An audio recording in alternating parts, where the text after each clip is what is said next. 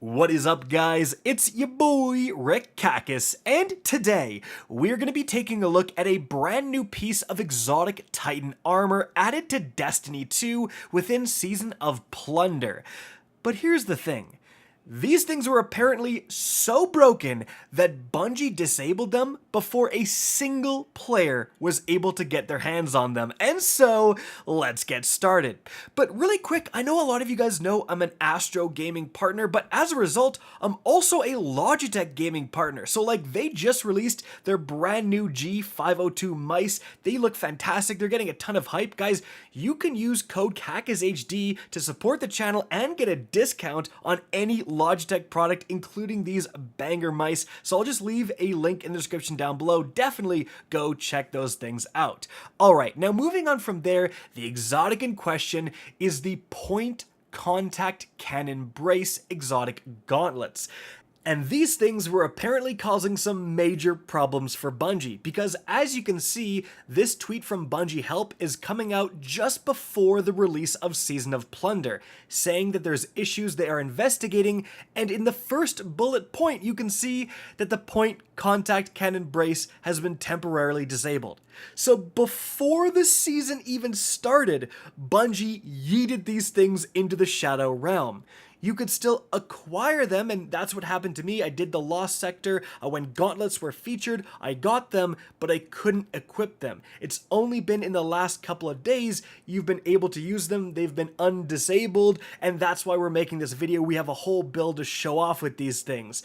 But what happened? Well, obviously these things were so busted that Bungie found something in QA testing, either that they were massively overpowered, and that could have been a potential reason why they were disabled. With the raid releasing only 3 days after the seasonal launch, they might have been worried about everyone having to use Titans, maybe you were one-shotting bosses with these things, I don't know. Or maybe they were bricking people's consoles, crashing your computer, something on the technical side of things.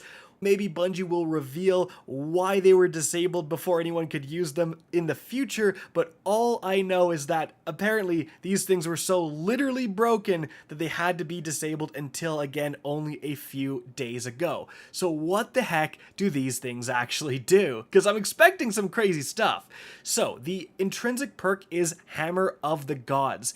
Defeating targets with your Thunderclap melee restores melee energy. Targets near you when you use your Thunderclap suffer lightning strikes. Being amplified increases the range of these lightning strikes. So, Thunderclap is a brand new melee ability added to the game with Arc 3.0, where you hold down on melee and your Titan is going to charge up that fist and release it for a huge amount of damage, stretching out over a decent distance. So, here is what a Thunderclap looks like with no exotic on, importantly.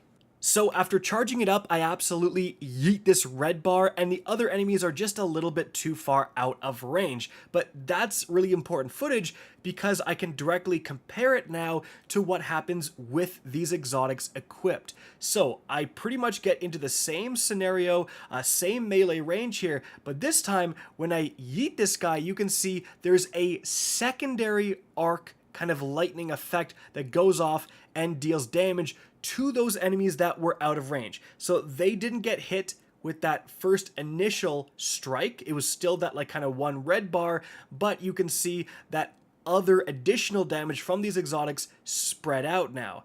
And you can also see when I get the kill, I get a tiny chunk of melee energy back.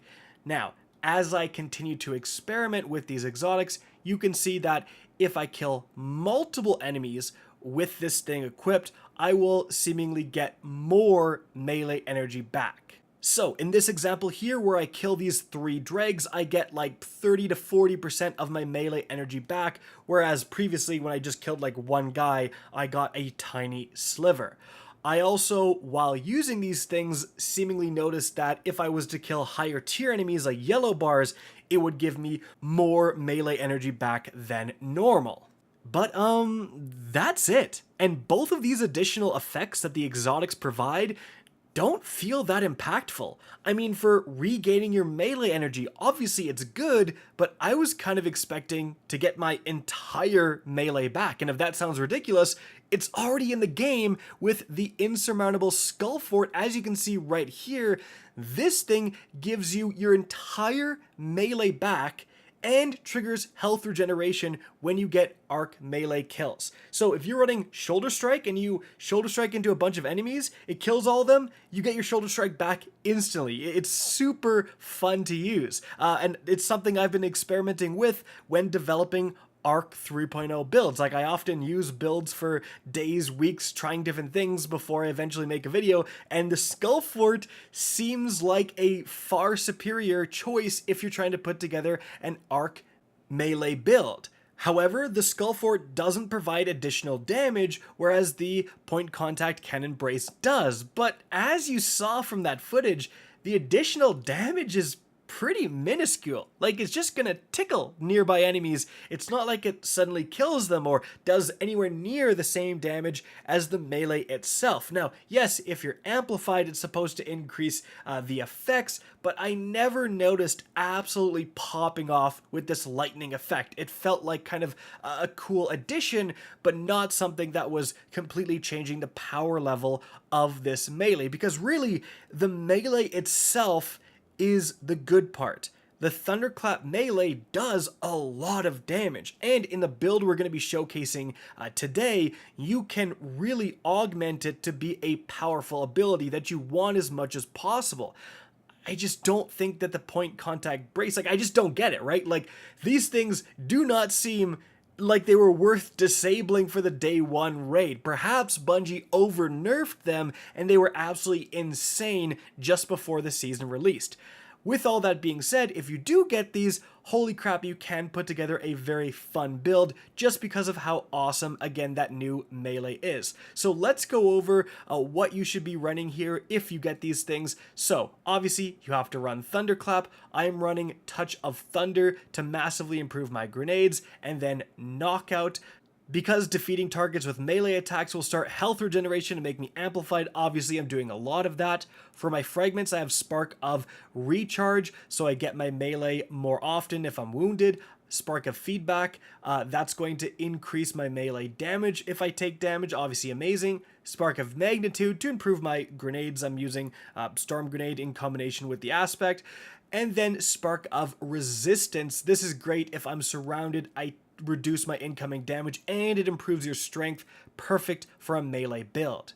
Now, as for the weaponry, the Monte Carlo is going to be the thing that gets your melee back more consistently than anything else. So darn good. But now you can look for weapons with the brand new seasonal perk, Pugilist. This is basically Demolitionist, but for melee. So definitely that can fit into a melee build as well.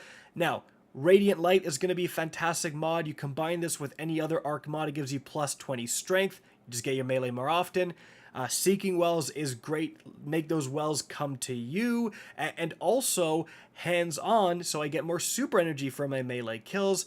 Combine that all with Melee Well Maker as my main way to make Arc Elemental Wells. Obviously, I'm meleeing everything. Bountiful Wells is going to make even more Elemental Wells from Melee Well Maker. And lastly, Well of Ions to improve my melee damage. So the result is actually a really fun build, and I'm gonna now be showing you guys footage in the background. This is from the Expedition playlist when Brawler is active, so that's gonna improve melee damage, and as you can see, I'm getting like 100k schmacks on everything and just yeeting and deleting with this build. Super, super fun, right? But am I gonna use this in a raid? Am I gonna use this in a Nightfall? Absolutely not. There is some credence to a melee build, all right? And again, utilizing the Skull Fort or utilizing something else may actually be the play in a potentially endgame viable Arc Titan melee build. There is the pieces for that to be an actual thing. It's just the Point Contact Brace, like, its effects are so minor. Again, I think it might have been over-nerfed that I don't see it being the pivotal piece in this potential Arc melee build. But again, might as well get it because it probably will be buffed at a later date. in my opinion. And hey, if it is Brawler active, you can throw together this build and have a ton of fun. And again, you can also just use the layout for this build and replace the point contact brace with another arc abilities or melee focused Titan exotic. So I guess we'll never know what state these things were in to get them disabled, but because it's not whatever the heck they're doing now. Alright guys, that is it for the video. Hope you enjoyed and found this interesting. If you did, please remember to help me out by simply rating and especially sharing this video. If you guys want to see more Destiny 2 content similar to this, don't be afraid to slap that subscribe button. If you want to get in touch with me and keep up to date with the latest channel activity, the best way is to follow me on Twitter at RickCacus. That is linked in the description down below. Again, I hope you enjoyed the video, and as always, have a good day.